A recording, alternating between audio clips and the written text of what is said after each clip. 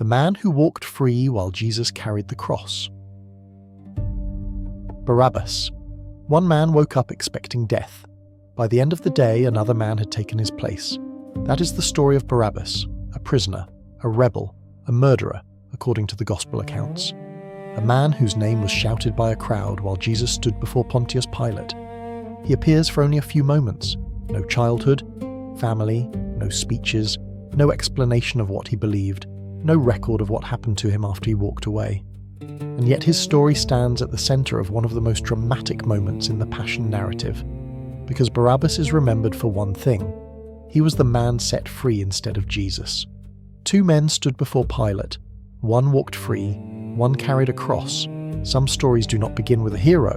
They begin with a prison door, a governor's judgment seat, a crowd shouting one name over another. Welcome to one more record. Today, we follow the story of Barabbas, the man who lived because Jesus was condemned. The Gospels give us Barabbas in fragments. Matthew calls him a well-known prisoner. Mark places him among rebels who had committed murder during an uprising. Luke says he had been thrown into prison for insurrection in the city and for murder. John describes him as a bandit or robber, a word that could carry more weight than simple theft in a land under Roman occupation. Put those fragments together, and a picture begins to form. Barabbas was not an ordinary criminal. He was not a nameless thief dragged from a back alley. He was known. He was dangerous. He had been involved in violence, and he was sitting in Roman custody in Jerusalem at the worst possible time to be a condemned man. Passover. Jerusalem during Passover was unlike Jerusalem at any other time of year. The city filled with pilgrims. Families came from across Judea, Galilee and beyond. The streets grew crowded. The temple courts filled with worshippers. The memory of Israel's deliverance from Egypt was remembered again. But under Roman rule, that memory had a sharper edge. Passover was not only a religious festival, it was a reminder of freedom. And for a people living under occupation, freedom was not an abstract idea. Roman soldiers were visible. Roman authority was present. Roman power stood behind every public decision. The governor, Pontius Pilate, would not have treated the festival as a peaceful inconvenience. He would have seen it as a risk, a crowded city, a sacred season, national memory, religious intensity, political resentment. And somewhere inside that pressure-filled city, Barabbas was in prison. We are not told where his cell was, or whether he had already been sentenced. But if Rome had him for insurrection and murder, then his future was probably not mercy. Rome did not forgive rebels easily. Crucifixion was not only execution, it was a warning. It was Rome's message to anyone who imagined resistance. This is what happens to those who challenge imperial order. Barabbas would have known that. He would have seen Roman punishments before. He would have heard stories of men left to die outside city walls, raised up along roads, displayed where everyone could see them. He may have expected the same. Then another prisoner arrived in the story, Jesus of Nazareth. He had entered Jerusalem days earlier. Crowds had welcomed him. Some had spoken of him as king. He had taught in the temple. He had challenged religious authorities. He had gathered followers. By the time he stood before Pilate, he had already been arrested, questioned, mocked, and accused. The charges brought against him were not simple religious disagreements. Before Rome, the accusation had to sound political. King of the Jews. That title mattered. Rome could tolerate many local disputes. It could tolerate many religious arguments. But rival kings were another matter. Pilate questioned Jesus. Jesus did not defend himself the way desperate men usually defend themselves. He did not plead. He did not bargain. He did not beg for witnesses. The silence amazed Pilate. Luke's Gospel adds another episode here, one the other three Gospels do not include. Learning that Jesus was a Galilean, Pilate saw a way to hand the problem to someone else. Herod, the ruler of Galilee, was also in Jerusalem for the festival. Pilate sent Jesus to him. Herod had wanted to see Jesus for some time, hoping to witness a miracle. He questioned him at length. Jesus said nothing back, not one word according to Luke. Herod and his soldiers mocked him, dressed him in an elegant robe and sent him back to Pilate. Luke records one detail that is easy to miss. Herod and Pilate had been enemies. That day, Luke says, they became friends. Two rulers who had heard nothing but silence from Jesus. Two rulers who found no legal charge against him. yet neither one released him. Pilate then declared it publicly. Neither he nor Herod had found Jesus guilty of anything deserving death. Two separate authorities, one Roman, one a local ruler under Rome, each had the chance to end this. Both let it continue, and that silence makes the presence of Barabbas even more striking. On one side stood a man accused of kingship, yet marked by restraint. On the other side stood a man linked with rebellion, violence, and bloodshed. One had taught about a kingdom not built by swords. The other had been connected to the kind of uprising Rome crushed without hesitation. While Pilate sat on the judgment seat, Matthew's Gospel records that his wife sent him an urgent message. She had suffered greatly in a dream because of Jesus, and she warned her husband to have nothing to do with, in her words, that righteous man. Only Matthew records this. The other three Gospels are silent on it. But if it happened, then Pilate was not simply weighing a political calculation. He had already sent Jesus to Herod and gotten nothing but silence back. Now he had a warning too, and Pilate saw a way out. According to the Gospel accounts, there was a custom at the festival where the governor released one prisoner chosen by the crowd. We are not given a long explanation of this custom, how often it happened, or how formal it was. But in the Passion story, it becomes the stage for a choice. Pilate offers the crowd Barabbas, or Jesus. Barabbas, the prisoner known for violence. Jesus, the man Pilate seems reluctant to condemn. It looks at first like an obvious choice. Surely the crowd would choose the teacher, the healer, the man Pilate himself could not find guilty. But the moment turns. The chief priests stir the crowd, and the noise grows. Pilate asks which prisoner should be released, and the answer comes back: Barabbas. It is easy to read that name quickly, but imagine hearing it from inside the prison. Barabbas, a name he knew, his own name, the name of a man who may have thought his life was already over. Barabbas. Again and again, the crowd chooses him. Pilate asks what should be done with Jesus. The answer becomes darker: crucify him. Pilate asks why. What evil has he done? But the shouting does not become clearer. It becomes louder: crucify him. This is where Barabbas becomes more than a passing figure. He becomes a living contrast. The guilty man goes free. The innocent man is condemned. The violent man is released. The peaceful man is handed over. The rebel lives. The one called Messiah is sent to the cross, and Barabbas does nothing to earn it. He does not ask Jesus to take his place. He does not speak a confession. He does not stand before the crowd and argue his case. The decision happens around him, over him, for him. And then, suddenly, the door opens. That may be the most haunting part of the story. The Gospels tell us that Barabbas was released, but they do not describe the release. No detail of the chains falling from his wrists. No description of his first step into sunlight. But picture it anyway. The scrape of an iron bolt. The sudden weight of open air after a cell. The noise of the crowd still shouting now for someone else. No look between him and Jesus. No final glance at the condemned man now taking the punishment Rome might have prepared for him. Scripture gives us the fact. Barabbas went free.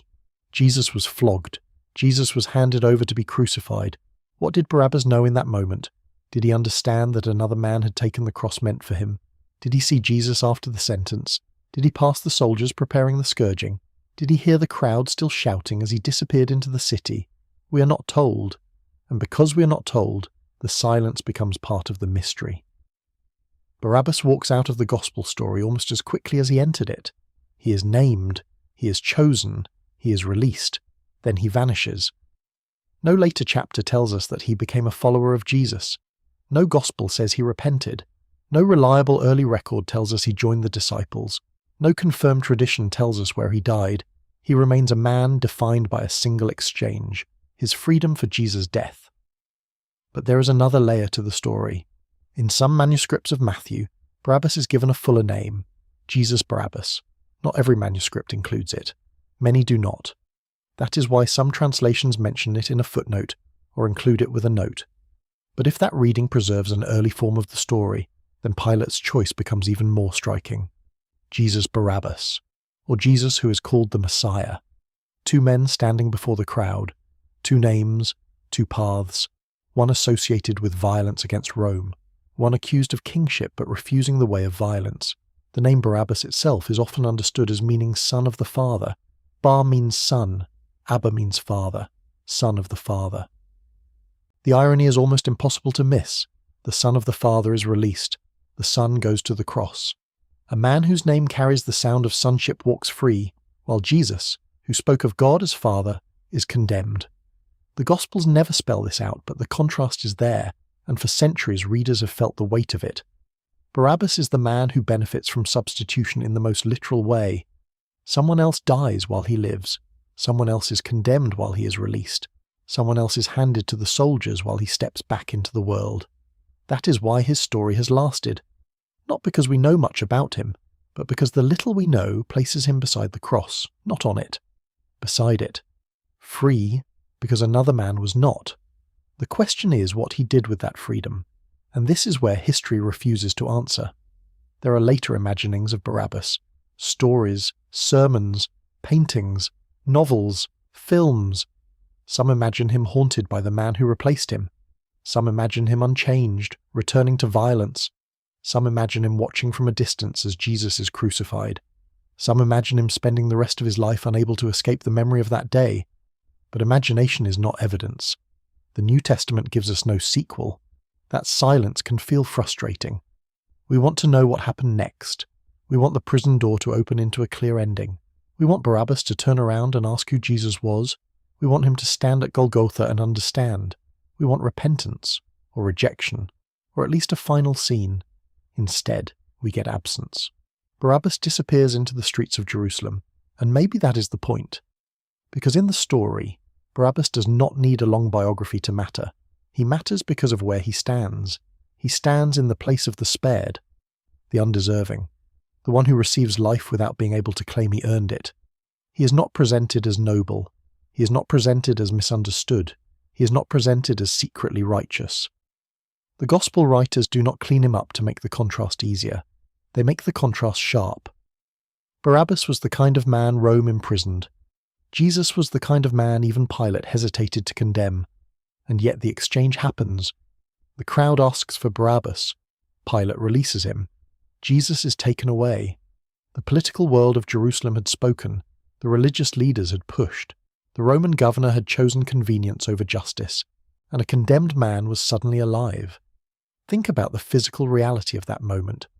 Barabbas had probably expected the weight of the beam, the march through the city, the soldiers, the hill, the nails, the slow public death Rome used to terrify the living.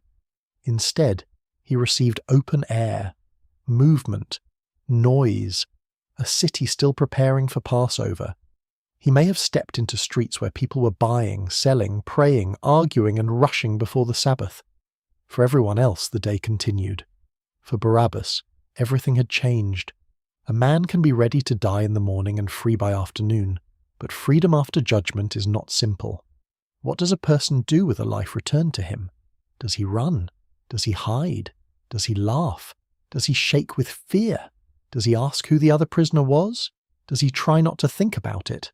The Gospels do not say. But the question follows him. It follows every step he takes away from Pilate's court. Because Barabbas is not just released from prison.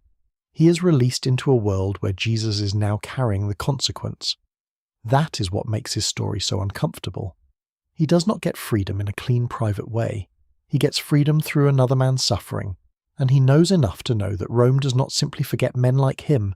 If the charges against him were serious, then his release was extraordinary. This was not a small fine being waived.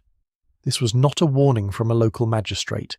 This was a man linked to insurrection and murder walking away while another man went to the cross. No wonder the early Christian imagination returned to him again and again. Barabbas is the human being who can say, more literally than anyone else in the Passion story, that Jesus died in his place. But what did he believe about that? The Bible gives him no conversion scene, no sermon, no discipleship. Maybe he understood years later, when the city began to whisper about an empty tomb. Maybe he never did. The only certain thing is the exchange. Barabbas was released, Jesus was crucified. That exchange is enough to make his name unforgettable. There is also a danger in telling this story badly. For centuries, the Passion narratives have sometimes been misused to blame whole peoples for the death of Jesus. That is not what careful history or careful faith should do. The scene around Barabbas is a collision of forces: Roman power, local leadership, festival tension, political calculation, crowd pressure. A governor who had the authority to release or condemn, and who chose to protect his own position. Pilate was not a helpless observer. He was the Roman authority in the scene. He released Barabbas. He handed Jesus over. He chose the easier path, and Barabbas walked free because justice failed. That is part of the tragedy. No one in power looks clean. The leaders manipulate. The crowd shouts. Pilate yields. The soldiers obey, and the prisoner survives. Barabbas becomes a witness to a broken world, even if he never speaks a word. A world where innocence can be condemned. A world where violence can be excused when it is politically useful. A world where a governor can know a man is not guilty and still send him away to die. That world is not ancient only. That is why the scene still lands with force. Because Barabbas is not a distant curiosity. He is the uncomfortable reminder that mercy can arrive through another person's cost. He is the reminder that being spared does not always mean being innocent. He is the reminder that freedom can begin with a question we spend the rest of our lives trying to answer. Why me? Why was I released? Why did he die? There is no record of Barabbas asking those questions, but the story almost forces us to ask them for him. Imagine him later that night. The city dark, the festival beginning, families gathering, doors closed. And somewhere, Barabbas is alive. Alive when he expected death. Alive because the crowd chose him. Alive because Pilate surrendered Jesus. Alive while the followers of Jesus mourned. Alive while a tomb was being prepared. Alive while Joseph of Arimathea asked for the body. That connection matters. Joseph of Arimathea stepped forward after the crucifixion to honor the body of Jesus. Barabbas stepped out before the crucifixion because Jesus was condemned. One man appears at the end of the day to bury Jesus. The other appears at the beginning of the sentence to be set free. Both are brief figures. Both are surrounded by silence. Both vanish from confirmed history. But they stand on opposite sides of the passion. Joseph gives Jesus a tomb. Barabbas receives the life Jesus loses. And that is why this episode belongs next. Because after the man who asked Pilate for the body, we turn to the man who walked away from Pilate's judgment. The man who did not bury Jesus. The man who did not defend Jesus. The man who may not even have understood Jesus. The man who simply lived because Jesus died. Barabbas is not an apostle. He is not a saint in the New Testament. He is not a teacher. He is not a martyr. He is a question mark with a name. A prison door opened. A crowd chose him. A governor released him, and the Gospels let him disappear. Maybe that silence is what keeps him powerful. If we knew everything about Barabbas, we might turn him into a complete character with a beginning, middle, and end. But because we know so little, he remains fixed in that one unbearable moment. The moment one man is freed and another is condemned. The moment the guilty walks away and the innocent is led out. The moment the name Barabbas echoes through the crowd while Jesus stands silent. History does not tell us where Barabbas went. It does not tell us whether he changed. It does not tell us whether he ever spoke the name of Jesus again. But it tells us enough. He was the man set free instead of Jesus, and sometimes a single sentence is enough to carry an entire mystery. A man expected death. A crowd shouted his name, a door opened, and Barabbas walked into history by walking out of prison. Barabbas walked free because one man made a choice. A governor who knew Jesus was innocent and handed him over anyway. Next time, we turn to that governor, Pontius Pilate, a trial, a washed pair of hands, a choice history has never forgiven him for. Thank you for joining us on this journey.